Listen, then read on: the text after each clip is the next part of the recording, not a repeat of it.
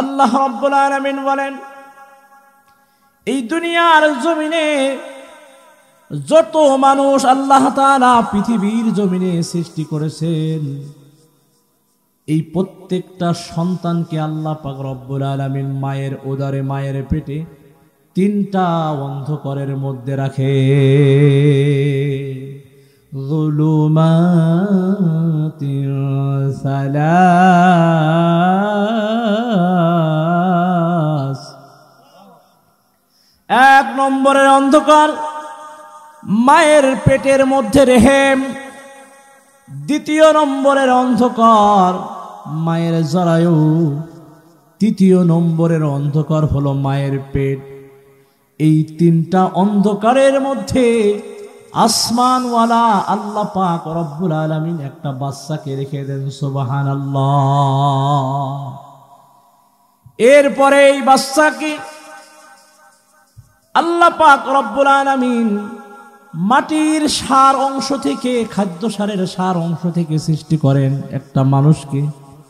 কোরআনুল কারীমে সূরা মুমিনুনের মধ্যে আল্লাহ তাআলা বলেন, ওয়ালাকাদ খালাকনাল ইনসানা মিন সুলালাতিন মিন তিন।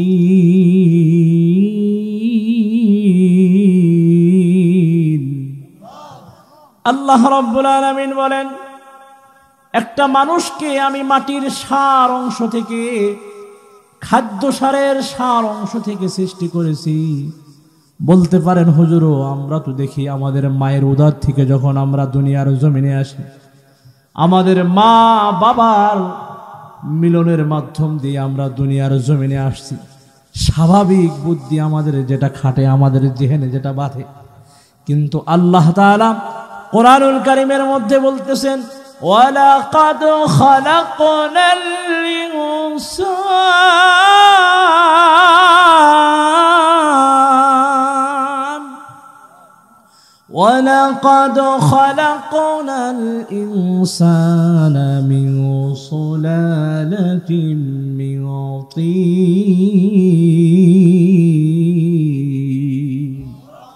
আল্লাহ রাব্বুল আলামিন বলেন, আমি মানুষকে মাটির সার অংশ থেকে এবং খাদ্য সারের সার অংশ থেকে সৃষ্টি করেছি। আমাদের সমাজে এক শ্রেণীর মানুষ আছে যারা আপনার আমার কলিজার টুকরা বিশ্ব নবী সাল্লাল্লাহু আলাইহি ওয়াসাল্লামকে নিয়ে একবার নূর বানায়, একবার মাটি বানায়, আবার এর চেয়েও অনেক কিছু বানিয়ে ফেলে। আছে না? না? আচ্ছা বলুন, আমরা যেমন মায়ের উদর থেকে দুনিয়ার জমিনে আসছি, আমাদের নবী বিশ্ব নবী সাল্লাল্লাহু আলাইহি ওয়াসাল্লাম উনিও তো মায়ের উদর থেকে আসছে, নাকি সরাসরি আল্লাহ আসমান থেকে নাজিল করছে? কথা বলেন, আওয়াজ দেন। উনিও তো মায়ের উদর থেকে আসছে। আল্লাহ তাআলা বলতেছেন, আমি একজন মানুষকে মাটির সার অংশ থেকে, খাদ্য সারের সার অংশ থেকে সৃষ্টি করেছি। তবে হ্যাঁ, রাসূলুল্লাহ সাল্লাল্লাহু আলাইহি ওয়াসাল্লাম হলেন মানবীয় গুণে মানুষ। একটা মানুষের মধ্যে যত ভালো দিক থাকতে পারে, কোরআনুল কারীমের মধ্যে আল্লাহ পাক রব্বুল আলামিন বলেন, হাদিসের মধ্যে নবী করিম সাল্লাল্লাহু আলাইহি ওয়াসাল্লাম বলেন, ইন্নাল্লাহা বাআসানি লিতামামি মাকারিমিল আখলাক ওয়া কামালি মাহাসিনিল আফআল। বিশ্বনবী সাল্লাল্লাহু আলাইহি ওয়াসাল্লাম বলেন, আল্লাহ পাক রব্বুল আলামিন উত্তম চরিত্রের যত বৈশিষ্ট্য থাকতে পারে সবগুলো আমার মধ্য দিয়ে পরিসমাপ্তি করে দিয়েছেন। আর ভালো কাজের যত দিক থাকতে পারে সবগুলো আসমানওয়ালা আল্লাহ পাক রব্বুল আলামিন আমি নবী আমার ভিতরে দিয়ে পরিসমাপ্তি টেনে দিয়েছে। মুসলমান ভাইরা আমার, আল্লাহ তাআলা বলতেছেন, আমি মানুষকে মাটির সার অংশ থেকে, খাদ্য সারের সার অংশ থেকে সৃষ্টি করেছি। আর আমরা বলতেছি না, এটা আমাদের মা বাবার মিলনের মাধ্যম দিয়ে হয়েছে। কারটা সত্য? একটু জোরে আওয়াজ দিয়ে বলেন, কারটা সত্য? ও জাহানের মালিক তুমি দো জাহানের বাদশাহ, ও জাহানের মালিক তুমি দো জাহানের বাদশাহ, গাই গুণগান তুমি মহান তোমারি প্রশংসা। ঠিক কিনা? আমরা প্রশংসা করি কার? মুসলমান ভাইরা আমার, আল্লাহ তাআলা বলতেছেন আমি মানুষকে মাটির সার অংশ থেকে এবং খাদ্য সারের সার অংশ থেকে সৃষ্টি করেছি। এটা কেমন করে সম্ভব? আমাদের আকলি জ্ঞানে নাও ধরতে পারে, কারণ মানুষ হলো এমন বাস্তব বিশ্বাসে বিশ্বাসী। না হয় এই মানুষ যদি না দেখে কোনো কিছুকে বিশ্বাস করে নিত, অবশ্যই অবশ্যই সিদ্দিকে আকবরের মতো হয়ে যেত। ঠিক কিনা? মুসলমান ভাইরারে আমার, আল্লাহ তাআলা কেন বললেন ওয়ালাকাদ খালাকনাল ইনসানা মিন সুলালাতিন মিন তিন? মানুষকে আল্লাহ মাটির সার অংশ থেকে, খাদ্য সারের সার অংশ থেকে সৃষ্টি করেছেন। কেন বললেন?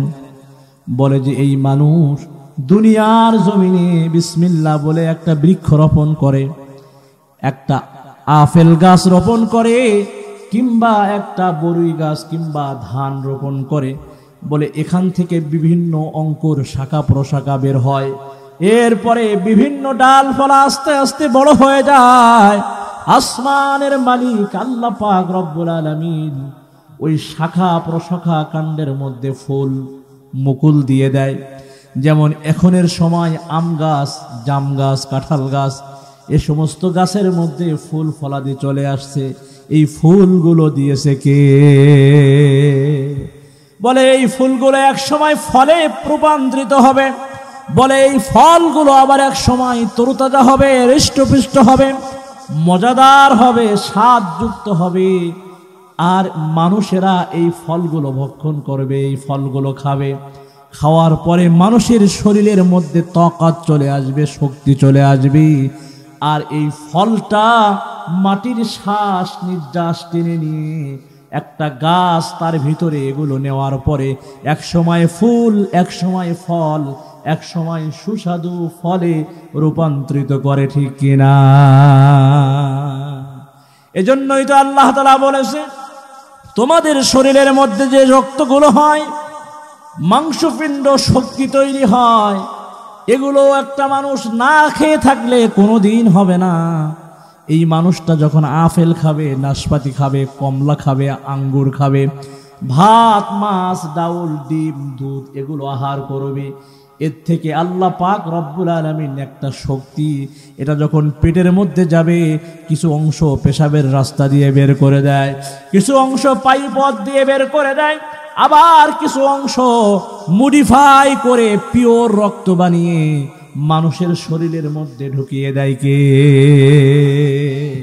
এজন্য আল্লাহ তাআলা বলেন ওয়ালাকাদ খালাকনাল ইনসানা মিন সুলালাতিন মিন তিন।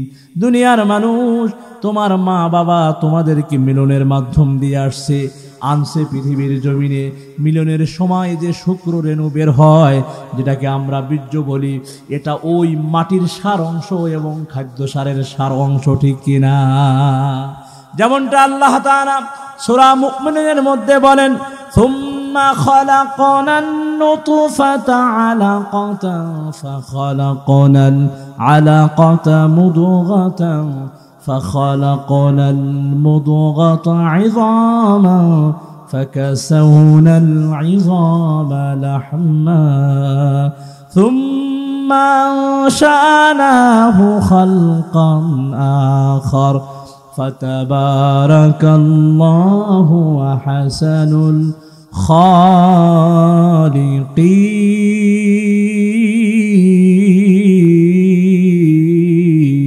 الخالقين।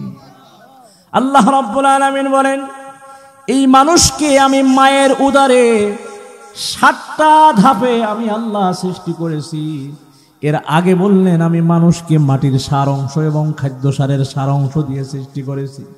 এরপরে আল্লাহ তাআলা বলেন আমি আল্লাহ পাক রব্বুল আলামিন এই মানুষকে মাটির সার অংশ এবং খাদ্য সারের সার অংশ নেওয়ার পরে আমি আল্লাহ এই মানুষকে তৈরি করার জন্য বীর্য নিয়ে নিলাম। একটা মায়ের উদরে এই বীর্যটা 40 দিন রূপে বীর্য রূপে থাকে। এরপরে আল্লাহ তাআলা এই বীর্যটাকে একটু মডিফাই করে জমাট রক্তপিণ্ড তৈরি করেন। আবার 40 দিন আল্লাহ তাআলা এই বীর্যটাকে রক্ততে রূপান্তরিত করে রাখে। এরপরে আবার 40 দিন আল্লাহ পাক রব্বুল আলামিন আর একটু মডিফাই করে এই রক্তটাকে আবার গোশতে পরিণত করে দেয়। সুম্মা খালাকানাল মুদগাতা আলাকাতান ফাখালাকানাল আলাকাতা মুদগাতান ফাকাসাউনাল ইযামা লাহমা। আল্লাহ রাব্বুল আলামিন এই বীর্যরূপে 40 দিন রাখলেন, আবার জমাট রক্তরূপে 40 দিন রাখলেন, আবার গোশত বানিয়ে 40 দিন রাখলেন। এরপরে এই 40 দিন অতিবাহিত হওয়ার পরে মিশকাত শরীফের হাদিসের মধ্যে আসছে আল্লাহ তাআলা 120 দিন পরে যখন আস্তে আস্তে ওই অবয়বটা গঠন হয়ে যায়, এই গোশত বানানোর পরে আবার হাড্ডি তৈরি করে, হাড্ডিকে আবার গোশত দ্বারা রূপান্তরিত করে। এরপরে আসমানের মালিক আল্লাহ পাক রব্বুল আলামিন একটা স্ট্রাকচার যখন তৈরি করে, অবয়ব গঠন তৈরি করে, সুম্মা আনশানাহু খালকান আখার। আল্লাহ পাক রব্বুল আলামিন এই সৃষ্টিকে যখন সুন্দরভাবে গঠন করে ফেলায়, এরপরে একটা ফেরেশতা আল্লাহ পাক রব্বুল আলামিন মায়ের উদরে পাঠিয়ে দেয়। এই ফেরেশতাকে আল্লাহ তাআলা 4টা নির্দেশ দিয়ে দেয়, ফেরেশতারা রে, ওর মায়ের গর্ভে যে এই 4টা জিনিস তুমি লিপিবদ্ধ করবা। 1 নম্বরে সে যে দুনিয়ার জমিনে যাবে, কিভাবে জীবন যাপন করবে, কিভাবে চলাফেরা করবে, এটা তুমি তার মায়ের উদরে লিপিবদ্ধ করে রাখবা। এরপরে সে কতটুকু পরিমাণ রিজিক পাবে, কি পরিমাণ রিজিক পাবে, এই রিজিকের বিষয়টাও তার ব্যাপারে তুমি লিখে রাখবা। 3 নম্বরে সে কতদিন হায়াত পাবে, পৃথিবীর জমিনে তবিলুল হায়াত পাবে নাকি অল্প দিনের জিন্দেগি পাবে, লম্বা জীবন যাপন করবে নাকি অল্প দিন 20 বছর 22 বছর 40 বছর হায়াত পাবে, নাকি 80 বছর 100 বছর হায়াত পাবে। এই হায়াতটাও তুমি তার মায়ের উদরে থাকা অবস্থায় লিপিবদ্ধ করে রাখবা। সুবহানাল্লাহ। এরপরে 4 নম্বরে এই বাচ্চাটা যখন দুনিয়ার জমিনে যাবে, ধীরে ধীরে তিলে তিলে বড় হবে। বড় হওয়ার পরে এই বাচ্চাটা নেককার হবে নাকি বদকার হবে, এটাও লিপিবদ্ধ করবা। এই 4টা বিষয় একটা সন্তান সম্পর্কে আল্লাহ পাক রব্বুল আলামিনের রহমতের ফেরেশতারা লিপিবদ্ধ করে দেন। এরপরে এই সন্তান যখন দুনিয়ার জমিনে আসে, একটা মানুষের ভিতরে আল্লাহ পাক রব্বুল আলামিন 360টা হাড় দান করেছে। সুবহানাল্লাহ। কয়টা? 360টা। প্রত্যেকটা হাড় হেফাজত করার জন্য, এই 360টা হাড় হেফাজত করার জন্য আসমান জমিনের মালিক আল্লাহ পাক রব্বুল আলামিন একজন ফেরেশতা নিয়োজিত করে দিয়েছেন। এই মানুষের শরীরের মধ্যে আবার 12টা ছিদ্র আল্লাহ রেখে দিয়েছেন। 2টা চোখ, 2টা নাকের 2টা ছিদ্র, মুখের 1টা ছিদ্র, 2টা কান, 2টা স্তন, এরপরে নাভি, এরপরে লজ্জাস্থান, এরপরে পায়ুপথ। এই 12টা ছিদ্র অংশ আল্লাহ পাক রব্বুল আলামিন একটা মানুষের ভিতরে রেখে দিয়েছেন। এরপরে আল্লাহ পাক রব্বুল আলামিন এই মানুষের ভিতরে আবার 2 পাশে পাজরের কাঠি দান করছেন। পাজরা কাঠি যেটা আমরা বলি, 24টা পাজরাকাঠি আল্লাহ পাক রব্বুল আলামিন একটা মানুষের ভিতরে দিয়ে দিয়েছেন। মুসলমান ভাইয়ারে আমার, এরপরে এই মানুষটা যখন দুনিয়ার জমিনে ধীরে ধীরে তিলে তিলে বড় হবে, আল্লাহ পাক রব্বুল আলামিন কোরআনুল কারীমের মধ্যে সূরা বনী ইসরাঈলের 23তম আয়াতে কারিমার মধ্যে বলেন, ওয়াকাদা রাব্বুকা আল্লা তা'বুদু ইল্লা ইয়্যা।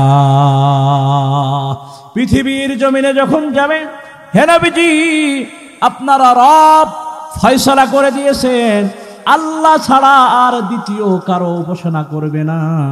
ইবাদত বন্দিগি যদি করতে হয় আল্লাহ তাআলার ইবাদত বন্দিগি করবে। একটা বাচ্চা যখন গঠন প্রণালী সব কিছু সম্পূর্ণ হয়ে যায়, দুনিয়ার জমিনে আসে, আস্তে আস্তে ধীরে ধীরে বড় হয়, আকলবান হয়, জ্ঞানবান হয়, তখন তার উপরে ইবাদত বন্দিগি করার একটা সময় চলে আসে, ঠিক কিনা? এই জন্য আল্লাহ পাক রব্বুল আলামিন বলেন, আল্লাহ তা'বুদু ইল্লা ইয়্যা। ইবাদত বন্দেগী যদি করতে হয়, দাসত্ব করতে হয়, গোলামি করতে হয়, কার গোলামি করবেন? আরো জোরে বলেন, কার? আল্লাহ পাক রব্বুল আলামিনের ইবাদত বন্দেগী করবেন। আর তাওহীদের উপরে বিশ্বাস ইস্তেকামত ঠিক রাখতে হবে, তাওহীদের উপরে অবিচল থাকতে হবে, তাওহীদকে বিশ্বাস করতে হবে। আল্লাহ এক, আসমান জমিন তরুলতা বৃক্ষলতা এই পৃথিবীর বুকে যা কিছু আছে সব কিছুর মালিক কে? তাওহীদ হলো 3 প্রকার। তাওহীদুল উলহিয়া, দ্বিতীয় নম্বর হলো তাওহীদের রুবুবিয়্যা, তৃতীয় নম্বর হলো তাওহীদুল ইবাদাহ। মুসলমান ভাইরারে আমার, আল্লামা সাইয়েদ আহমদ পালনপুরী রহমতুল্লাহি আলাইহি তার লিখিত তাফসিরে হেদায়েতুল কোরআনের মধ্যে লেখেন, এই 3 প্রকার তাওহীদের মধ্যে সবচেয়ে উত্তম হলো তাওহীদুল ইবাদাহ। তাওহীদুল উলহিয়া বলা হয় এমন সত্তার ইবাদত বন্দেগী করা যিনি একক, তার আর কোনো শরীক নেই, আর অন্য কোনো ইলাহের দিকে নিজেকে রুজু না করা, নিজেকে ধাবিত না করা। দ্বিতীয় নম্বরের তাওহীদ হলো তাওহীদের রুবুবিয়্যা, নিছক এমন সত্তার ইবাদত বন্দেগী করা যিনি একক, অন্য কোনো রুবুবিয়্যাতের দিকে নিজেকে ধাবিত না করা। তৃতীয় নম্বরের তাওহীদ হলো তাওহীদুল ইবাদাহ, এমন সত্তার ইবাদত বন্দেগী করা যিনি একক, তার কোনো শরীক নেই।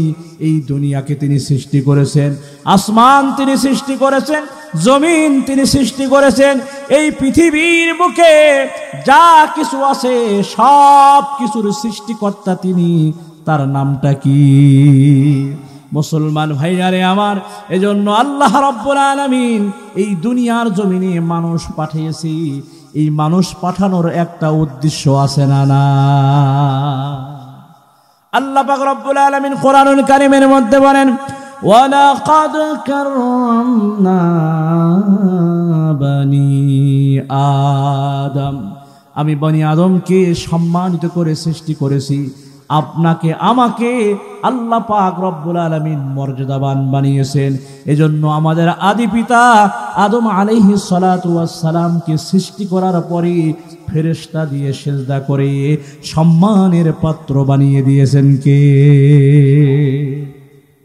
মুসলমান ভাইয়ারে আমার, সাহাবায়ে কেরাম প্রশ্ন করলেন। প্রথমে যে কথাটা আমি আপনাদেরকে বলতেছিলাম, আইয়ুল ইসলামে খাইর, ইসলামের মধ্যে কোন জিনিসটা সবচেয়ে বেশি উত্তম? নবী আলাইহিস সালাতু ওয়াস সালাম ने फरमाया, ক্বালা তুতঈমুত তুআমা ওয়া তাকরাউস সালামা আলা মান আরাফতা ওয়া মান লাম তা'রিফ। বিশ্বনবী সাল্লাল্লাহু আলাইহি ওয়াসাল্লাম বলেন, মুসলমানের সবচেয়ে ভালো গুণ, উত্তম গুণ হলো ওটা তুতঈমুত তুআম, অপর মুসলমান ভাইকে আহার্য দান করা, খাদ্য খাবার সামগ্রী দান করা, খানাপিনা দান করা। আলা মান আরাফতা ওয়া মান লাম তারিফ, আর পরিচিত অপরিচিত সকলকে সালাম প্রদান করা। কিন্তু এই জিনিসগুলো আমাদের সমাজ থেকে আস্তে আস্তে উঠে যাচ্ছে, ঠিক কিনা? মেহমানদারি করতে ভালোবাসে না, খাদ্য খাবার একজন ভাই আরেকজন ভাইকে দিতে ভালোবাসে না। আমার বাড়িতে কোরমা পোলাও পাক হচ্ছে, আমার পাশের বাড়িতে আমার ভাই না খাওয়া অবস্থায় আছে, আমার প্রতিবেশী ঠিক মতো খাইতে পারে না, আহার করতে পারে না। আমি বাড়ির পাশে হাজি লক্ষ লক্ষ টাকা খরচ করে সৌদি আরবে যাচ্ছি হজ করতে, ওই হাজির হজ আল্লাহর দরবারে কবুল হবে কিনা একমাত্র আসমানওয়ালা আল্লাহ পাকেই ভালো জানে। উচিত হলো প্রতিবেশীর খোঁজ খবর নেওয়া, প্রতিবেশীর সাথে ভালো ব্যবহার করা। হাদিসের মধ্যে নবী আলাইহিস সালাতু ওয়াস সালাম ने फरमाया লা ইয়াদখুলুল জান্নাতা মান লা ইয়ামানু জারুহু বাওয়াইকাহু।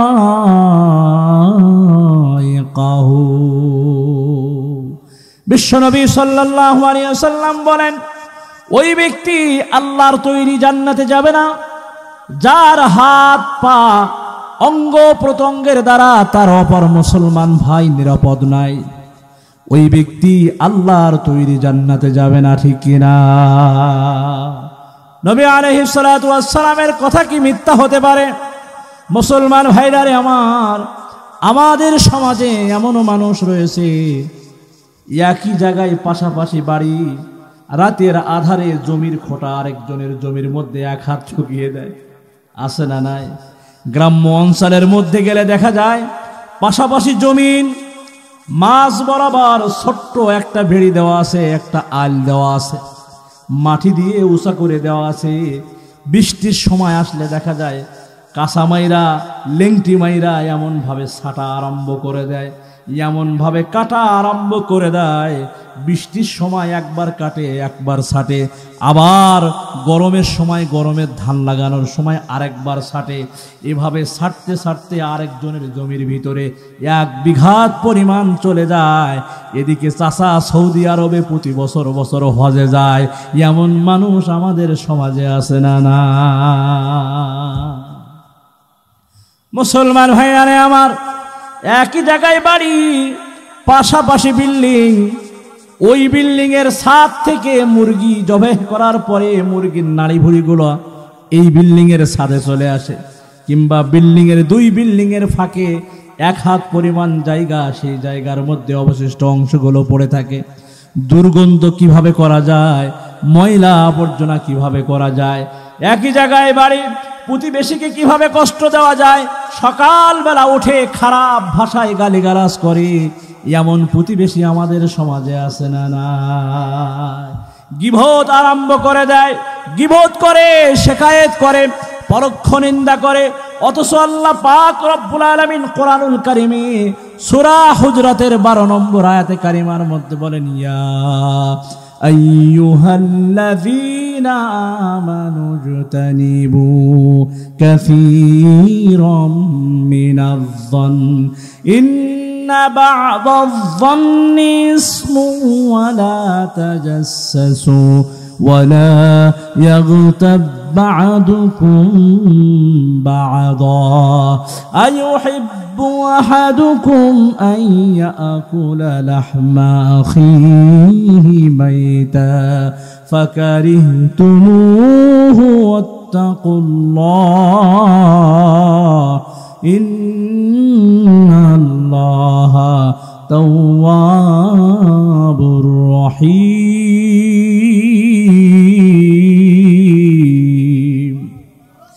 জোরে আওয়াজ দিয়ে বলে আল্লাহু আকবার।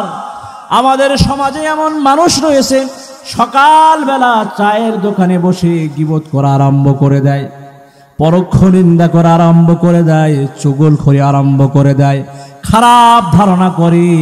এদের ব্যাপারে আল্লাহ পাক রব্বুল আলামিন বলেন, মুমিনগণ, দুনিয়ার মানুষ তোমরা অধিক ধারণা থেকে বেঁচে থাকো, কেননা কতক ধারণা আছে মারাত্মক গুনাহ। ওয়ালা তাজাসসু ওয়ালা ইয়াগতাব বা'দুকুম বা'দা একে অপরের পিছনে দোষ তালাশের পিছনে পড়ো না, ছিদ্রন্বেষণ করো না, গোয়েন্দাগিরি করো না। তোমাদের মধ্যে এমন কোন ব্যক্তি আছে কি তার মৃত ভাইয়ের গোশত খেতে ভালোবাসে? আপনারা কি ভালোবাসবেন? যারা গীবত শিকায়েত করে, চুগলখড়ি করে, একজনের দোষ নিয়ে আরেকজনের কাছে বলে বেড়ায়, সমাজের বুকে যারা পাশাপাশি করে, গীবত শিকায়েত করে, পরোক্ষ নিন্দা করে, এরা নিজের মৃত ভাইয়ের গোশত খেলে যে পরিমাণ গোনা, যে খাইতে কেউ ভালোবাসবে না। কিন্তু এই সমস্ত কাজ করা আর মৃত ভাইয়ের গোশত ভক্ষণ করা সমান। আল্লাহ রাব্বুল আলামিন বলেন ফাকারিহতুমু, রাব্বুল আলামিন বলেন তোমরা এটা পছন্দ করবে না, এই মৃত ভাইয়ের গোশত খেতে তোমরা কেউ ভালোবাসবে না। সুতরাং তোমরা গীবত শিকায়েত করবে না, পরোক্ষ নিন্দা করবে না। মুসলমান ভাইয়ারে আমার, বলতেছিলাম মুসলমানের ওই গুণটা সবচেয়ে বেশি উত্তম, মানুষকে খানা খাওয়ানো আর পরিচিত অপরিচিত সকলকে সালাম প্রদান করা। এরপরে নবী আলাইহিস সালাতু ওয়াস সালামের কাছে আবার প্রশ্ন করা হলো, ইয়া রাসূলুল্লাহ, ইয়া হাবিবাল্লাহ, আইয়ুল ইসলামি খায়র। ওগো নবীজি, মানুষের মাঝে, লোকদের মাঝে, সমাজের মধ্যে কোন ব্যক্তি উত্তম? এই মজলিসের মধ্যে হাজার হাজার মানুষ আছে, এলাকার মধ্যে হাজার হাজার মানুষ আছে, কিন্তু এই হাজার হাজার লক্ষ লক্ষ মানুষের মধ্যে কোন মানুষটা আল্লাহর কাছে সবচেয়ে ভালো জানার প্রয়োজন আছে না? না। সাহাবায়ে কেরাম প্রশ্ন করলেন, ইয়া রাসূলুল্লাহ, আইয়ুন নাস খায়র, মানুষের মাঝে, লোকদের মাঝে, সমাজের মধ্যে কোন ব্যক্তি সবচেয়ে বেশি ভালো? বিশ্বনবী সাল্লাল্লাহু আলাইহি ওয়াসাল্লাম বলেন, ক্বালা মান তালা উমরুহু ওয়া হাসুনা আমালুহু। বিশ্বনবী সাল্লাল্লাহু আলাইহি ওয়াসাল্লাম বলেন, আমার সাহাবীরা তোমরা শুনিয়া রাখো, মানুষের মাঝে, লোকদের মাঝে, সমাজের মধ্যে সবচেয়ে ভালো ব্যক্তি হলো ওই ব্যক্তি যে নাকি তবিলুল হায়াত পেয়েছে আর বেশি বেশি করে নেক আমল করেছে। একটু জোরে জোরে বলা যাবে কি সুবহানাল্লাহ? হায়াত পাইছে বেশি আর নেক আমলও করছে বেশি। ভালো মানুষের সাথে সময় দিয়েছে, মসজিদের ইমাম সাহেবের সাথে সময় দিয়েছে, ইমাম খতিবকে বন্ধু বানিয়ে নিয়েছে, এলাকার 5 ওয়াক্ত নামাজ পড়ে দিনদার মুত্তাকি পরেশগার এমন ব্যক্তিকে বন্ধু বানিয়ে নিয়েছে। অসৎ ব্যক্তিকে বন্ধু বানায় নাই। যেমনটা হযরতে বেলাল হাফসি রাদিয়াল্লাহু তাআলা আনহু বেশি সম্ভ্রান্ত পরিবারের সন্তান ছিলেন না, দেখতে শুনতে অত বেশি ভালো ছিল না, কালো কুৎসিত বর্ণের একজন ব্যক্তি ছিল, কিন্তু রাসূলের সোহবতে আসার কারণে, ভালো মানুষের সোহবতে আসার কারণে এই বেলালকে আল্লাহ পাক রব্বুল আলামিন এমন ভাবে কবুল করে নিয়েছেন। মিরাজের রাতে বিশ্বনবী সাল্লাল্লাহু আলাইহি ওয়াসাল্লাম যখন জান্নাত ভ্রমণ করতেছিলেন, আপনাদের জানা আছে নবী করিম সাল্লাল্লাহু আলাইহি ওয়াসাল্লামের সামনে দিয়ে হযরতে বেলাল হাফসি রাদিয়াল্লাহু তাআলা আনহু এর খরমের আওয়াজ চলে, ঠিক কিনা? নবীজি জিজ্ঞেস করলেন, ভাই জিবরাইল, এটা কার খরমের আওয়াজ শোনা যায়? মনে হচ্ছে আমার সামনে দিয়ে কেউ টুক টুক টুক টুক শব্দ করে হেঁটে চলে যাচ্ছে। জিবরাইল আমিন আলাইহিস সালাতু ওয়াস সালাম বললেন, ইয়া রাসূলুল্লাহ, ইয়া হাবিবাল্লাহ, এটা আর কেউ নয়, আপনার ওই হাফসি সাহাবী, কালো সাহাবী হযরতে বেলাল রাদিয়াল্লাহু তাআলা আনহু। আল্লাহর হাবিব সাল্লাল্লাহু আলাইহি ওয়াসাল্লাম যখন দুনিয়ার জমিনে তাশরীফ নিয়ে আসলেন, এক পর্যায়ে বেলালকে ডাক দিলেন, বেলাল রে, দুনিয়ার জমিনে তুমি এমন কি আমল করো যে আমলের কারণে আল্লাহ তাআলা তোমার ইজ্জত মাকাম বৃদ্ধি করে দিয়েছে?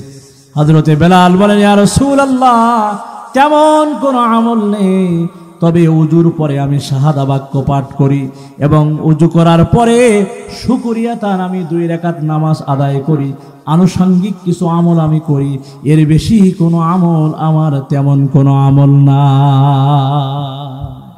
মুসলমান ভাইয়ারে আমার, এই বেলাল একদিনের ঘটনা, আজান থেকে তাকে দূরে সরিয়ে দেওয়া হলো, মুয়াজ্জিন থেকে কয়েকদিনের জন্য দূরে রাখা হলো।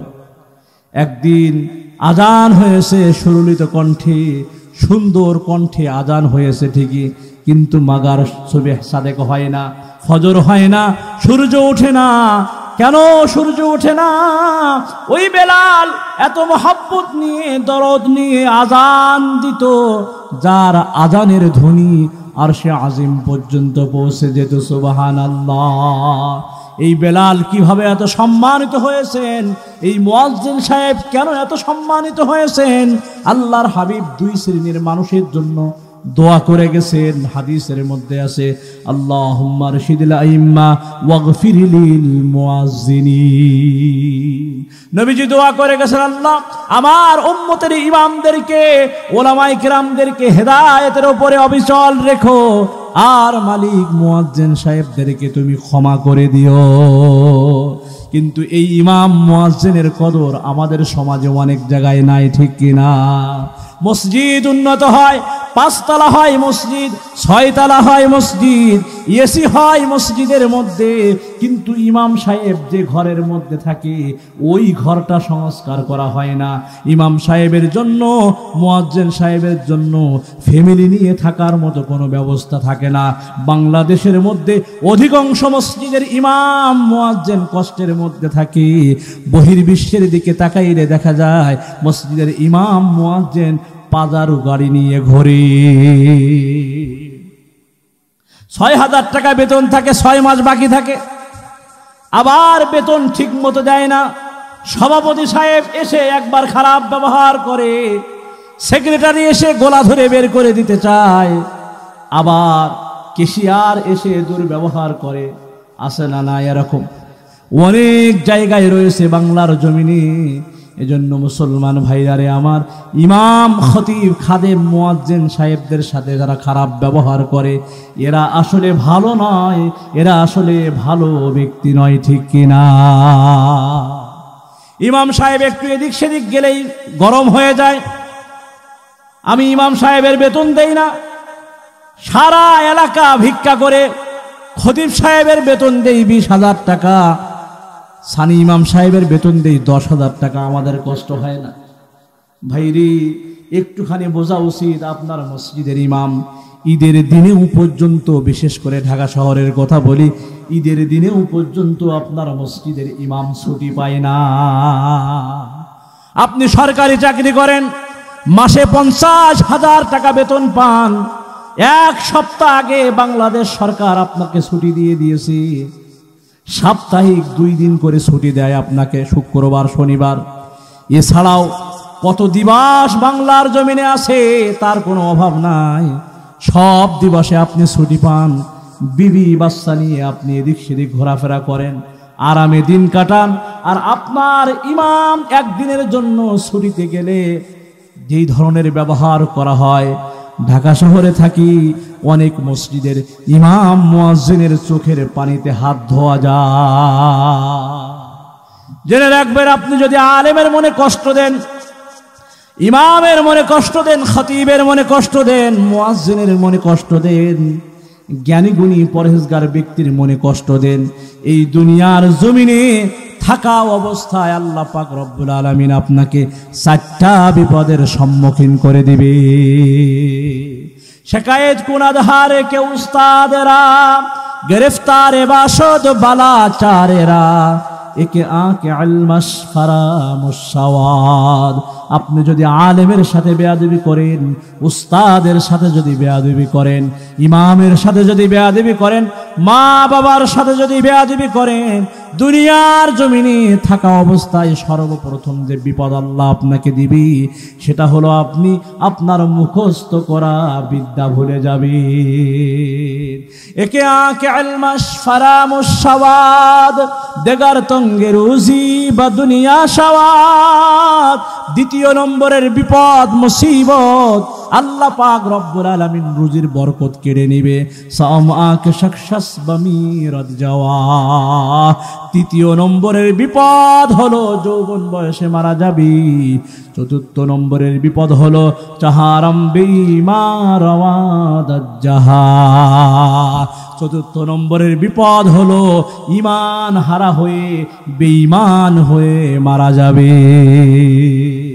মুসলমান ভাইরা আমার, আজ নয় কাল কিংবা দুদিন পরে এই বয়ানটা ইউটিউবে চলে যাবে, সারা পৃথিবীর মানুষ এটা দেখবে। একটুখানি লক্ষ্য করুন, বহির্বিশ্বের মধ্যে যেভাবে ইমামদেরকে কদর করা হয়, তাজিম করা হয়, সম্মান করা হয়, বাংলার জমিনে ইমামকে ওই সম্মান দেওয়া হয় না। আপনি যদি ইমামের সাথে বেয়াদবি করেন, মুয়াজ্জিনের সাথে যদি বেয়াদবি করেন, আল্লাহর রাসূল নিজে পার্সোনাল দোয়া করে গেছে। শাইখুল হাদিস আমার পাশে বসে আছে, হাদিসের মধ্যে আছে আল্লাহুম্মা আরশিদিল আইম্মা ওয়াগফির লিল মুয়াজ্জিনিন। কত সুন্দর কথা আল্লাহর নবী দোয়া করে গেছে। আপনি কেন আলেমকে কষ্ট দিবেন? কেন আপনি মুয়াজ্জিনকে খাদেমকে কষ্ট দিবেন? কেন আপনি নিজের আমলনামায় জাহান্নামের খাতায় আপনি নামটা লিখাইবেন? মুসলমান ভাইরে, হে টাকাওয়ালা ভাই, টাকার গরম মসজিদে দেখাইও না। তোমার চেয়ে অনেক টাকার মালিক আমার আল্লাহ। টাকার গরমে তুমি মুয়াজ্জিনের সাথে খারাপ ব্যবহার করো না, টাকার গরমে তুমি ইমামের সাথে খারাপ ব্যবহার করো না। তোমার জানা নাই তুমি যে কতদিন নামাজ পড়ো না, কত ওয়াক্ত তুমি মসজিদে এসে নামাজ পড়ো না, কিন্তু তোমার খারাপ ব্যবহারের কারণে তোমার মসজিদের ইমাম মসজিদের কোনায় যায় নামাজ বিছিয়ে ডুগরে ডুগরে আল্লাহর কাছে কান্দে আর বিচার দেয়, আল্লাহ এই দুনিয়ায় আমার বিচার করার মতো কেউ নাই, তুমি ছাড়া আমার বিচার করার মতো আর কেউ নাই। এভাবে যদি আল্লাহর কাছে বিচার দেয়, আল্লাহ পাক রব্বুল আলামিন তিন শ্রেণীর মানুষের দোয়া বিফলে দেয় না। এক নম্বরে হলো ন্যায়পরায়ণ বাদশাহ, দ্বিতীয় নম্বরে হলো মজলুম, মজলুমের দোয়া আল্লাহ কবুল করে নেয়। আর আমার জানা মতে দুই একজন ব্যতীত, দু পাঁচজন ব্যতীত বাংলাদেশ সহকারে প্রত্যেকটা সারা পৃথিবীর মসজিদের ইমামগুলো অনেক পরহেজগার, অনেক আল্লাহওয়ালা। ওরা একটা কদম ফেলাইলেও তিনবার চিন্তা করে, হাইরে আমার এই কদমটা ফেলাইতেছি, আমার এই কদমটা কতটুকু পরিমাণ সঠিক হচ্ছে কিংবা বেঠিক হচ্ছে, এই চিন্তা চেতনার মাধ্যম দিয়ে একটা ইমাম সামনে কদম বাড়ায়। আপনার মসজিদের ইমাম সিনেমা হলে যায় না, আপনার মসজিদের ইমাম গান বাজনা যায় না, আপনার মসজিদের ইমাম মশালীন যাত্রাপালা থিয়েটারের মজলিসে যায় না। কিন্তু সমাজের বুকে এক শ্রেণীর মানুষ এমন আছে, এই ইমাম মুয়াজ্জিন খাদেমের দোষ বের করতে বিন্দু মাত্রাও সময় নেয় না।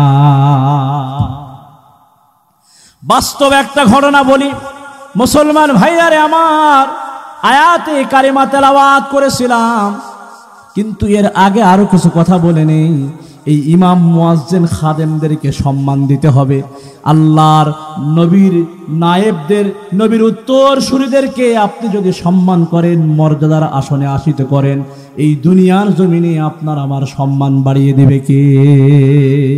তাহলে নবী করিম সাল্লাল্লাহু আলাইহি ওয়াসাল্লাম বললেন, সমাজের বুকে, রাষ্ট্রের বুকে ওই ব্যক্তি সবচেয়ে ভালো যে নাকি তবিলুল হায়াত পেয়েছে, লম্বা হায়াত পেয়েছে, আর এই হায়াতে জিন্দিগির মধ্যে বেশি বেশি নেক আমল করেছে, সৎ মানুষের সাথে চলেছে, যারা ভালো মানুষ এদের সহবতে গিয়েছে, এই ব্যক্তিটা হলো সবচেয়ে বেশি ভালো। এবার আবার প্রশ্ন করা হলো, ইয়া রাসূলুল্লাহ, মুসলমানের গুণ জানতে পারলাম, এই সমাজের মধ্যে কোন ব্যক্তি সবচেয়ে ভালো এটাও জানতে পারলাম, এবার আমাদেরকে বলে দিন এই সমাজের মধ্যে, রাষ্ট্রের মধ্যে কোন ব্যক্তি খারাপ? আল্লাহর হাবিব সাল্লাল্লাহু আলাইহি ওয়াসাল্লাম বললেন, قال من طال عمره وساء عمله। বিশ্বনবী জনাবে মুহাম্মদুর রাসূলুল্লাহ সাল্লাল্লাহু আলাইহি ওয়াসাল্লাম বললেন, আমার সাহাবীরা, সমাজের মধ্যে, রাষ্ট্রের মধ্যে ওই ব্যক্তি হলো সবচেয়ে বেশি খারাপ যে নাকি তবিলুল হায়াত পেয়েছে, লম্বা হায়াত পেয়েছে। আর এই হায়াতে জিন্দেগীর মধ্যে বেশি বেশি করে আল্লাহর নাফরমানি করেছে, ইবাদত বন্দেগী করে নাই, নামাজ পড়ে নাই, অসৎ ব্যক্তির সাথে চলেছে, এই ব্যক্তি হলো সমাজের মধ্যে, রাষ্ট্রের মধ্যে সবচেয়ে বেশি খারাপ। অনেক হায়াত পাইছে, 80 বছর হায়াত পাইছে, মুখের দাড়িগুলো পেকে সাদা হয়ে গেছে, এরপরেও চাচা এখনো গোল্ড সিগারেট টানে। সকালবেলা উঠে এমন ভাবে গোল্ড সিগারেট টানা আরম্ভ করে দেয়, মনে হয় ভাইট কান্দি ইটের ভাটা দিয়ে ধোয়া উঠতেছে। মসজিদের ইমাম যদি, এলাকার কোনো মানুষ যদি ডাকে, বাজান চলো মসজিদে যাই, নামাজের জন্য যাই, ধমক দিয়ে বলে বেটা তোর যাওয়া তুই যা, আমারটা আমি দেখবানে আসে না নাই। হাইরে, ও যদি আরো 20 বছর আগে এই দুনিয়া থেকে চলে যেত, তাহলে মনে হয় ওর কবরে নামাজ না পড়ার জন্য আযাব কম হতো, ঠিক কিনা? কিন্তু ওই ব্যক্তি তবিলুল হায়াত পেয়েছে আর আল্লাহর নাফরমানি করেছে, নামাজ পড়ে নাই, রোজা রাখে নাই, হজ করে নাই, যাকাত দেয় নাই, প্রতিবেশীর সাথে ভালো ব্যবহার করে নাই, আত্মীয় স্বজনের সাথে ভালো ব্যবহার করে নাই, টাকার গরমে অনেকে হাজি হয়ে গেছে, এলাকার নেতা হয়ে গেছে, দাপট দেখায়, এমন মানুষ আমাদের সমাজে আছে না? না মুসলমান ভাইরানে আমার, এই সমাজে আবার এক শ্রেণীর মানুষ আছে যারা আলেমদেরকে মহব্বত করে, উপরে উপরে মহব্বত করে, আবার পিছন দিক দিয়ে আলেমের বিরোধিতা করে, এমন মানুষ আছে না নাই? আমার বাবারা, বন্ধুরা, তৎকালীন যুগে কোরআনুল কারীমের যে 3টি আয়াতে কারিমা তেলাওয়াত করেছি, এই 3টা আয়াতে কারিমা 2জন কাফের বন্ধুকে উদ্দেশ্য করে নাজিল হয়েছে। একজন হলো উকবা ইবনে আবি মুঈত, আরেকজন হলো উবাই ইবনে খালফ। এই উকবা ইবনে আবি মুঈত বিশ্ব নবী সাল্লাল্লাহু আলাইহি ওয়াসাল্লামকে মহব্বত করত, ভালোবাসতো, মাঝে মাঝে নবী করিম সাল্লাল্লাহু আলাইহি ওয়াসাল্লামকে নিজের বাড়িতে দাওয়াত করতেন, নিজের বাড়িতে আনতেন, ভালোবাসতেন, ভালোবাসা দিতেন। কোথাও সফরে গেলে নবী করিম সাল্লাল্লাহু আলাইহি ওয়াসাল্লামের কাছ থেকে দোয়া নিয়ে যেতেন, আবার অপেক্ষায় থাকতেন, সুযোগের অপেক্ষায় থাকতেন, কিভাবে বিশ্ব নবী সাল্লাল্লাহু আলাইহি ওয়াসাল্লামকে কষ্ট দেওয়া যায়। নাউজুবিল্লাহ। আপনারা অনেক ওয়াজ নসিহার মাধ্যমে শুনেছেন, নবী করিম সাল্লাল্লাহু আলাইহি ওয়াসাল্লাম যখন সিজদায় পড়ে যেত, তখন কাফের বেদুইনরা নবী করিম সাল্লাল্লাহু আলাইহি ওয়াসাল্লামের উপরে উটের নাড়ি ভুঁড়ি চাপিয়ে দিত। অনেক ওয়াজের মধ্যে শুনছেন না? এই উকবা ইবনে আবি মুঈত এই ব্যক্তি সেই ব্যক্তি যে নাকি নবী করিম সাল্লাল্লাহু আলাইহি ওয়াসাল্লাম সিজদায় গেছে আর হুজুরে পাক সাল্লাল্লাহু আলাইহি ওয়াসাল্লামের উপরে উটের পচা নাড়ি ভুঁড়িগুলো চাপিয়ে দিয়েছে। নাউজুবিল্লাহ। মুসলমান ভাইরা আমার, একবার আবু জাহেল, উতবা, সাইবা, উবাই ইবনে খালফ, কাফেরদের সব লিডাররা মিলে এক জায়গায় পরামর্শ করতেছে।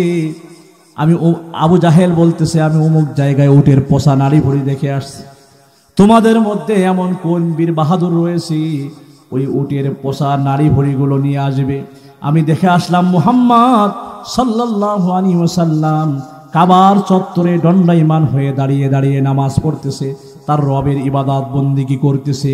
যখন মুহাম্মদ সিজদায় চলে যাবে আর ওই মুহূর্তে ওই উটের পচা নাড়ি ভুঁড়িগুলো মুহাম্মদ সাল্লাল্লাহু আলাইহি ওয়াসাল্লামের উপরে চাপিয়ে দিবে, এমন কোন বীর বাহাদুর রয়েছে?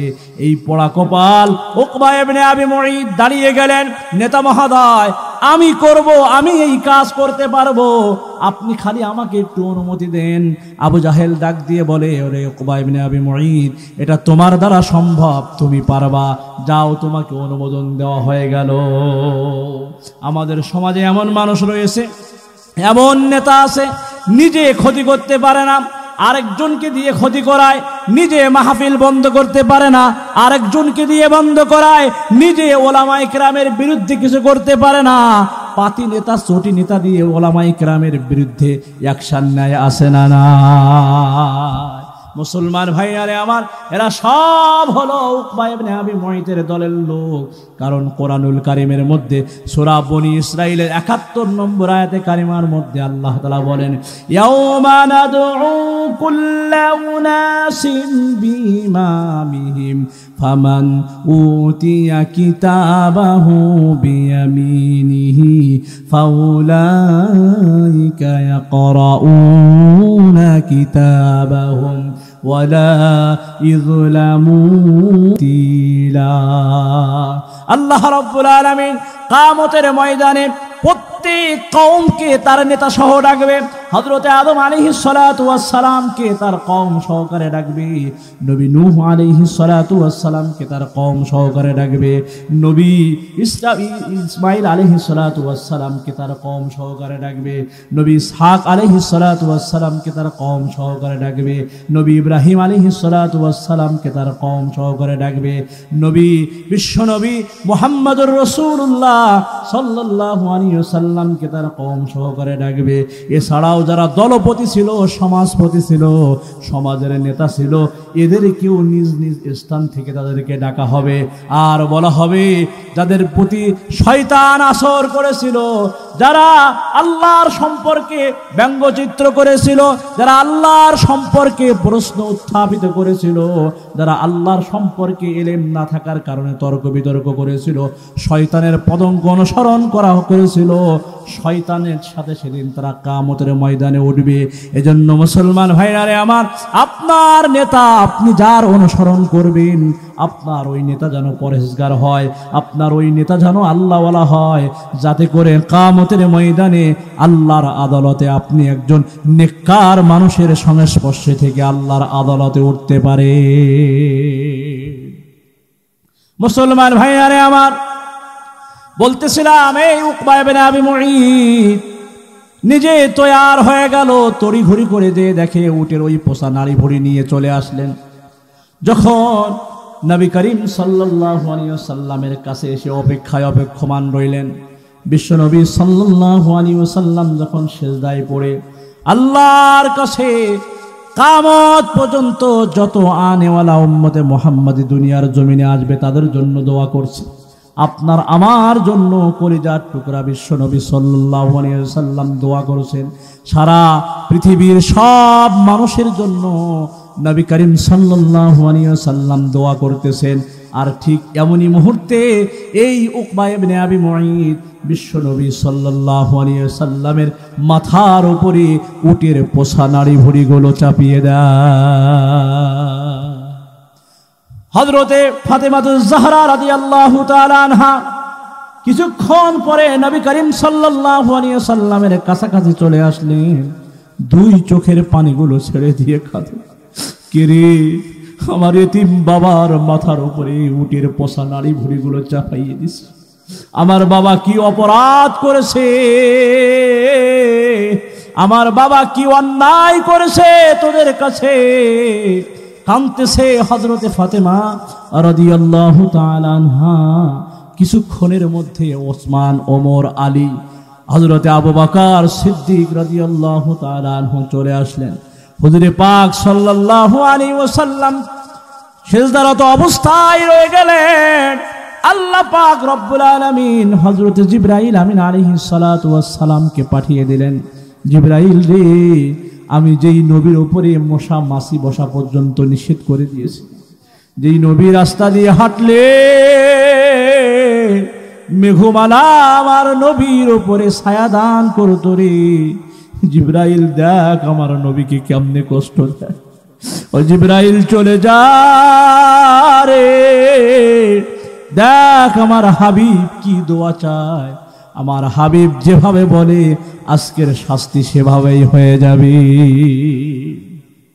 আমার বাবারা, বন্ধুরা, জিবরাইল আমিন আলাইহিস সালাতু ওয়াস সালাম এসে বললেন, ইয়া রাসূলুল্লাহ, আপনি যদি আমাকে অনুমতি দেন, আমি মুহূর্তের মধ্যে এই মক্কা নগরীকে ওলট পালট করে দিয়ে দেব। তরফাতুল আইনে জাহা বরহম জানাত कसनामिया रद के अंजादम सानात আমার আল্লাহ এমন করনেওয়ালা জাত আপনার আমার চোখের পলকটা ফেলতে দেরি হবে কিন্তু এই গোটা কায়নাতকে এক মুহূর্তের মধ্যে ওলট পালট করতে আমার আল্লাহর বিন্দু মাত্রাও সময় লাগবে না মুসলমান ভাইরা রে আমার নবীজি সাল্লাল্লাহু আলাইহি ওয়াসাল্লাম বললেন জিবরাইল রে ওরা আমার সম্পর্কে না বুঝে না জেনে আমার উপরে এই উটের পোষা নাড়ি ভুড়ি চাপিয়ে দিয়েছে ওদেরকে মারিও না ওদেরকে অলট পালট করে দিও না ওদেরকে যদি দুনিয়ার জমিন থেকে সরিয়ে দাও আমার রব আল্লাহকে আল্লাহ বলে ডাকবে কে মুসলমান ভাইয়ারে আমার হুজুরে পাক সাল্লাল্লাহু আলাইহি ওয়াসাল্লামকে ওই পোষা উটের নাড়ি ভুঁড়ি থেকে বের করে নেওয়া হলো এরপরে বিশ্বনবী সাল্লাল্লাহু আলাইহি ওয়াসাল্লামকে বাড়িতে নিয়ে যাওয়া হলো এই উকবা ইবনে আবি মুঈত একদিনের ঘটনা কোথাও সফরে গেলে উকবা ইবনে আবি মুঈত এলাকার গণ্যমান্য ব্যক্তিদেরকে দাওয়াত করতেন সাথে নবী করিম সাল্লাল্লাহু আলাইহি ওয়াসাল্লামকে দাওয়াত করতেন একদিনের ঘটনা উকবা ইবনে আবি মুঈত বিশ্ব নবী সাল্লাল্লাহু আলাইহি ওয়াসাল্লামের বাড়িতে গেলেন ডাক দিয়ে বলে মুহাম্মদ আমি অমুক দেশ থেকে সফর করে এসেছি আগামীকাল দুপুরবেলা কিংবা কোনো এক সময় আমার বাড়িতে তোমার দাওয়াত সাথে আমার বন্ধু বান্ধব যারা আসবে তাদেরকেও দাওয়াত দিয়েছি বিশ্ব নবী সাল্লাল্লাহু আলাইহি ওয়াসাল্লাম দাওয়াত গ্রহণ করলেন ঠিক যথাসময়ে নির্দিষ্ট দিনে নির্দিষ্ট ক্ষণে আপনার আমার কলিজার টুকরা বিশ্ব নবী সাল্লাল্লাহু আলাইহি ওয়াসাল্লাম উকবা ইবনে আবি মুঈতের বাড়িতে চলে গেলেন উকবা ইবনে আবি মুঈতের বাড়িতে খানা পিনা পরিবেশন হচ্ছে বিশ্ব নবী সাল্লাল্লাহু আলাইহি ওয়াসাল্লাম সবার সাথে বসে গেলেন কিন্তু হুজুরে পাক সাল্লাল্লাহু আলাইহি ওয়াসাল্লামের সামনে যখন খানা পিনা আঞ্জাম দেওয়া হলো খানা পিনার ব্যবস্থা করা হলো নবীজি সাল্লাল্লাহু আলাইহি ওয়াসাল্লাম ডাক দিয়ে বলে উকবা তুমি আমাকে তোমার বাড়িতে দাওয়াত করেছো আমি তোমার দাওয়াত গ্রহণ করেছি এখন খাওয়া না খাওয়া এটা হলো আমার ব্যক্তিগত ব্যাপার উকবারি আমি এই মুহূর্তে তোমার বাড়িতে এখন খানা পিনা আহার করব না বলে মুহাম্মদ কেন তুমি আহার করবে না বলে রে উকবা তুমি আমাকে এত বেশি ভালোবাসো এত মহব্বত করো বোঝেন কেমন ভালোবাসে উটের পোষা নাড়ি ভুঁড়ি আমার রাসূলের মাথার উপরে চাপাইয়ে দিছে আবার নবীকে বাড়িতে দাওয়াত করে নিয়ে আসছে কেমন ভালোবাসে এরপরও আপনার আমার নবী দয়ার পরশ হয়ে উকবার দিকে তাকিয়ে বলতেছে ও তো একজন নেতা আর নেতা যদি ভালো হয়ে যায় গোটা সমাজটা ভালো হয়ে যায় ঠিক কিনা ডাক দিয়ে বলে রে উকবা তোমার বাড়িতে কিভাবে আমি খানা পিনা আহার করব অথচ তুমি আমার উপরে আনিত কালিমা এখনো গ্রহণ করো নাই তুমি মুসলমান হও নাই তুমি যদি শাহাদাত বাক্য পাঠ না করো আমি মুহাম্মদ তোমার বাড়িতে খানা পিনা আহার করব না উকবা ইবনে আবি মুঈত বিপদে পড়ে গেলেন একজন সম্ভ্রান্ত পরিবারের সম্ভ্রান্ত সন্তান মুসলমানদের নবী এই মর্যাদাপূর্ণ ব্যক্তি যদি আমার বাড়ি থেকে না খেয়ে চলে যায় আমি উকবা আমার মান সম্মান ধুলার সাথে মিশে যাবে উকবা ইবনে আবি মুঈত সবার সামনে বলে উঠলেন আশহাদু আল্লাহ ইলাহা পড়েন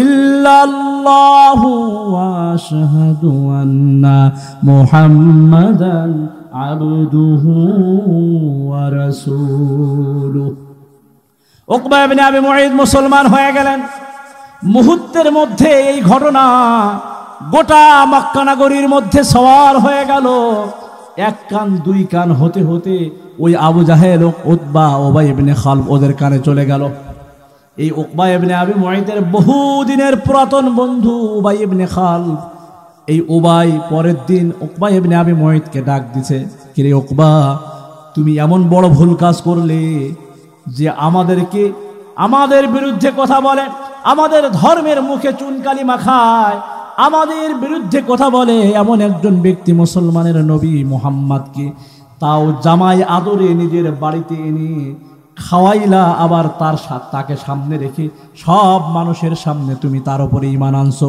তার দলে চলে গেছো রে উকবা তোমার সাথে আমাদের আর কোনো সম্পর্ক নেই তুমিও আমাদের সাথে মিশবা না আমরাও তোমার সাথে মিশবো না ওই কাট্টা কাফের উকবা ইবনে আবি মুঈত বলে, রে দোস্ত, এই সম্ভ্রান্ত পরিবারের সম্ভ্রান্ত সন্তান মুহাম্মদকে আমি আমার বাড়িতে দাওয়াত করেছিলাম।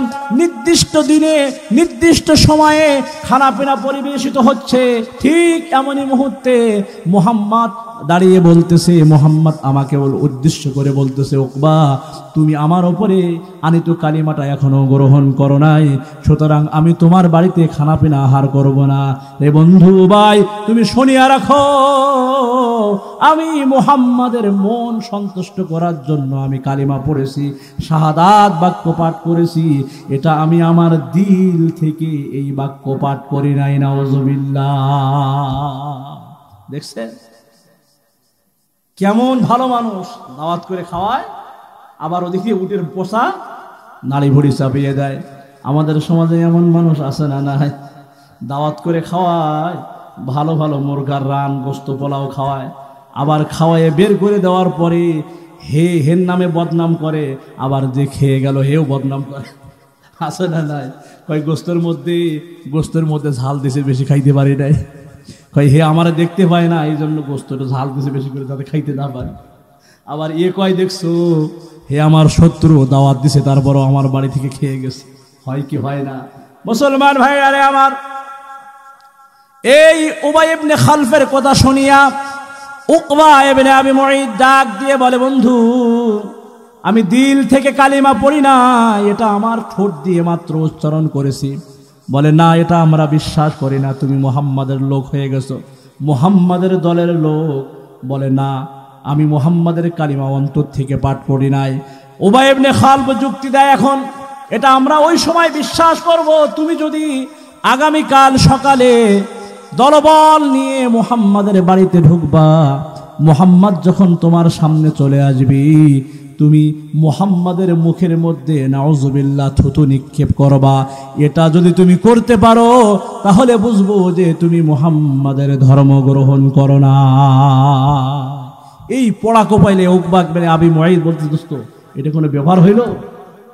দেখবা আগামীকাল সকালে ওই ঘটনা যেমন সওয়ার হয়ে গেছে, চতুর্দিকে ছড়িয়ে গেছে যে আমি মুহাম্মাদকে আমার বাড়িতে ডেকে এনে দাওয়াত করে খাওয়াইছি, মুসলমান হয়ে গেছি।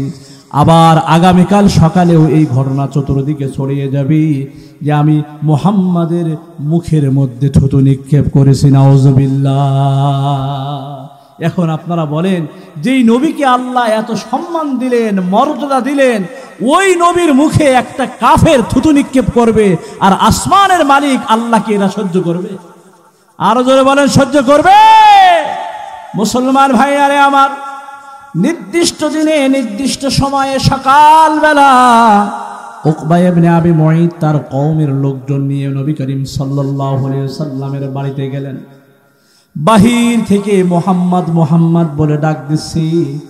আপনার আমার কলিজার টুকরা বিশ্ব নবী সাল্লাল্লাহু আলাইহি ওয়াসাল্লাম মনে মনে ভাবলেন, উকবা ইবনে আবি মুঈত নতুন মুসলমান হয়েছে, এজন্য হয়তো সে আমার বাড়িতে আসছে খোঁজ খবর নিতে, আমি একটু যাই, উকবার একটু খবর নিয়ে দেখি।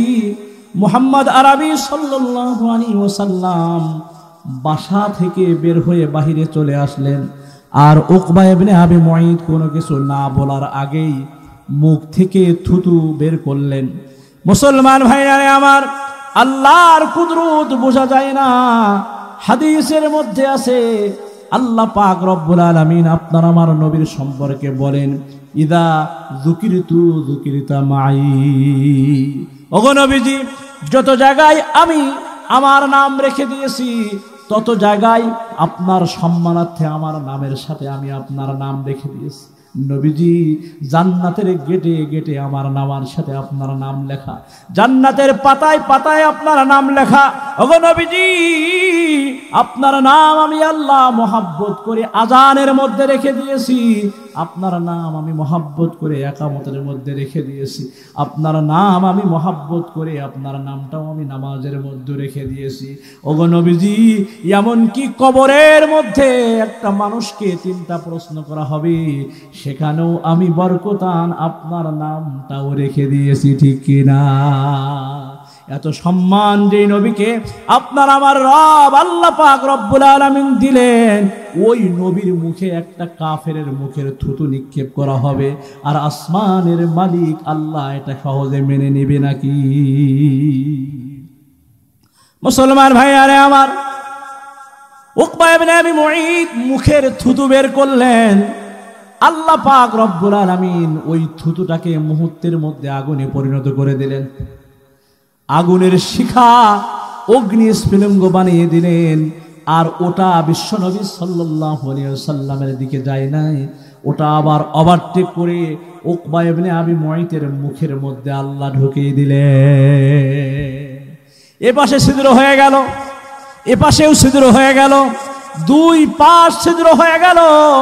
এটা মুহাম্মদ সাল্লাল্লাহু আলাইহি ওয়াসাল্লামের সাথে বেয়াদবি করার শাস্তি। দুনিয়ার জমিনে নবীর ওয়ারিসদের সাথে যারা বেয়াদবি করবে, আলেম ওলামাদের সাথে যারা বেয়াদবি করবে, আসমানওয়ালা মালিক আল্লাহ পাক রব্বুল আলামিন তাদেরকেও অনুরূপ শাস্তি দিতে পারে কি পারে না? আমার বাবারা, বন্ধুরা, এই উকবা ইবনে আবি মুঈত নবী করিম সাল্লাল্লাহু আলাইহি ওয়াসাল্লামের সাথে একটা বেয়াদবি করার কারণে আল্লাহ পাক রব্বুল আলামিন 4টা শাস্তি তাকে দিয়েছেন। 1 নম্বরের শাস্তি সাথে সাথে আল্লাহ তাআলা দিয়ে দিয়েছেন যে তার 2টা গাল ছিদ্র হয়ে গিয়েছিল, মরণ পর্যন্ত এই দাগ ছিল মুখের মধ্যে, যাতে মক্কাবাসী দেখে চিনতে পারে, বুঝতে পারে যে মুহাম্মাদের সাথে বেয়াদবি করার কারণে আল্লাহ তাআলা এই উকবা ইবনে আবি মুঈতের গাল পুড়িয়ে দিয়েছে। 2 নম্বরের শাস্তি যে আয়াতে কারিমা তেলাওয়াত করেছিলাম, ওই আয়াতের মধ্যে আল্লাহ পাক রব্বুল আলামিন বলেন, ওয়া ইয়াউমা ইয়া'আদ্দুয যালিমু আলা ইয়াদাইহি ইয়াকুলু ইয়া লাইতানি ইত্তাখাযতু মা'আর রাসূলি সাবিলা। এই উকবা ইবনে আবি মুঈত এই জালেম কিয়ামতের ময়দানে যখন উঠবে, নিজের কথা ভেবে, নিজের পাপের কথা ভেবে ভেবে 2 হাত কামড়াইতে থাকবে। ওয়ায়াউমা ইয়া'আদ্দুয যালিমু আলা ইয়াদাইহি, এই 2 হাত কামড়িয়ে কোনই পর্যন্ত খেয়ে শেষ করে ফেলবে, আবার এই হাত তৈরি হবে, আবার খাইতে থাকবে, এভাবে খাইতে থাকবে, তৈরি হতে থাকবে। এটাও একটা শাস্তি।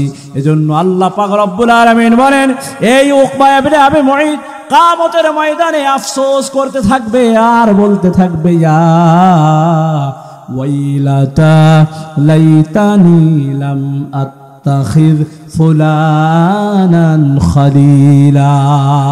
হায় আমার আফসোস, আমি যদি মুহাম্মদ সাল্লাল্লাহু আলাইহি ওয়াসাল্লামকে বন্ধু বানিয়ে নিতাম, আমি যদি মুহাম্মদ সাল্লাল্লাহু আলাইহি ওয়াসাল্লামের সাথে তার পথ মত অনুযায়ী চলাফেরা করতাম, আমল করতাম, আমি যদি অমুককে বন্ধু না বানাইতাম, বেনামাজি কাফের বেদুইনদেরকে যদি আমি বন্ধু না বানাইতাম, তাহলে আজকের দিনে আমার এই শাস্তির আওতায় আসা লাগতো না।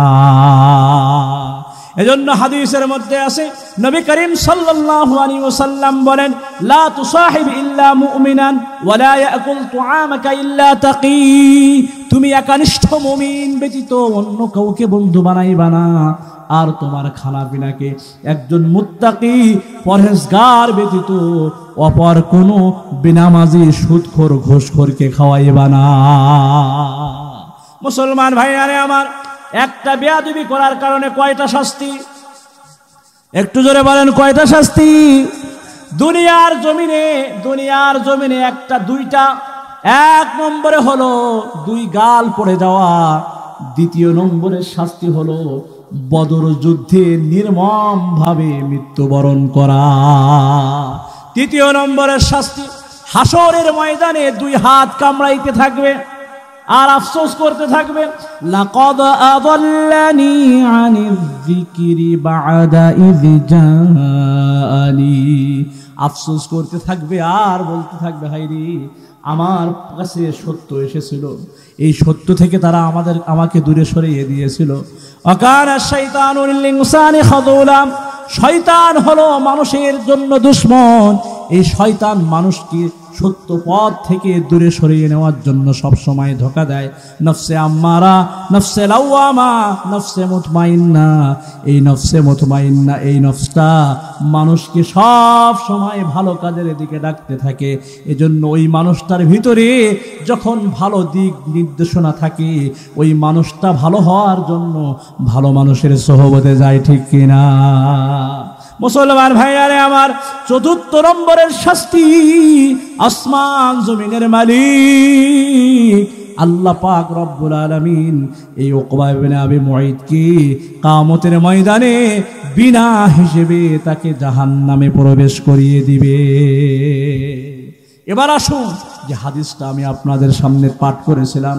আন আবি হুরায়রা রাদিয়াল্লাহু তাআলা আনহু قال قال رسول الله صلى الله عليه وسلم من يأخذ عني هؤلاء الكلمات فيعمل بهن أو يعلم من يعمل بهن। হাদিসের অর্থটা বলে শেষ করে দেন নাকি? আবু হুরায়রা রাদিয়াল্লাহু তাআলা আনহু বলেন, বিশ্বনবী সাল্লাল্লাহু আলাইহি ওয়াসাল্লাম আমাকে বলেন, হে আবু হুরায়রা, তোমাদের মধ্যে এমন কোন ব্যক্তি আছে, মান ইয়াখুযু আন্নী হাউলাইল কালিমাতি ফায়ামালু বিহিন আও ইউআল্লিমু মান ইয়ামালু বিহিন, আমার কাছ থেকে এই বাক্যগুলো শিক্ষা গ্রহণ করবি, এর উপরে আমল করবে, অপরকে আমল করার সুযোগ তৈরি করে দিবে, শিখিয়ে দিবে। আবু হুরায়রা রাদিয়াল্লাহু তাআলা আনহু বলেন, ফাকুলতু আনা ইয়া রাসূলুল্লাহ, আবু হুরায়রা রাদিয়াল্লাহু তাআলা আনহু বলেন, ইয়া রাসূলুল্লাহ, ইয়া হাবিবাল্লাহ, লাব্বাইক, গো আল্লাহর নবী, আমি তো রাসূল সাল্লাল্লাহু আলাইহি ওয়াসাল্লাম। ওই সময় আবু হুরায়রা রাদিয়াল্লাহু তাআলা আনহুর হস্ত মোবারক ধরে ফেললেন। ফাআখাযা বিয়াদি ফাআদ্দা খামসান ওয়া ক্বাল, আবু হুরায়রা রাদিয়াল্লাহু তাআলা আনহু বলেন, বিশ্বনবী সাল্লাল্লাহু আলাইহি ওয়াসাল্লাম আমার হাত আটকে ধরলেন এবং 5টা জিনিস গণনা করলেন। বললেন, রে আবু হুরায়রা, 5টা বিষয়ের উপরে যদি আমল করতে পারো তাহলে আল্লাহ তাআলা এই দুনিয়ার জমিনে 5 ভাবে উপকৃত করে দিবে। কয়টা বিষয়? আরো জোরে বলেন, কয়টা? 5টা। 1 নম্বরে বললেন, ইত্তাকিল মাহারিমা তাকুন আ'বাদান নাস। হে আবু হুরায়রা, দুনিয়ার জমিনে যদি হালাল রিজিক দ্বারা আহার করতে পারো, হালাল রুজি খেতে পারো, তাহলে এই দুনিয়ার জমিনে তুমি সবচেয়ে বড় ইবাদতকারী হয়ে যাবে। এজন্য ইবাদত কবুল হওয়ার জন্য প্রথম শর্ত কি? হালাল রুজি খাওয়া, হালাল রুজি দ্বারা আহার করা। কারণ হাদিসের মধ্যে আসছে, লা ইয়াদখুলুল জান্নাতা জাসাদুন গুযিয়া বিল হারাম, হারাম ভক্ষণকারীর দেহ আল্লাহর তৈরি জান্নাতে যাবে। যারা সুদ খায় এরা জান্নাতে যাবে। সুদখোর আপনাদের এলাকায় আছে নাকি? আছে? সুদ যারা খায় এরা হারাম খাদ্য খায়।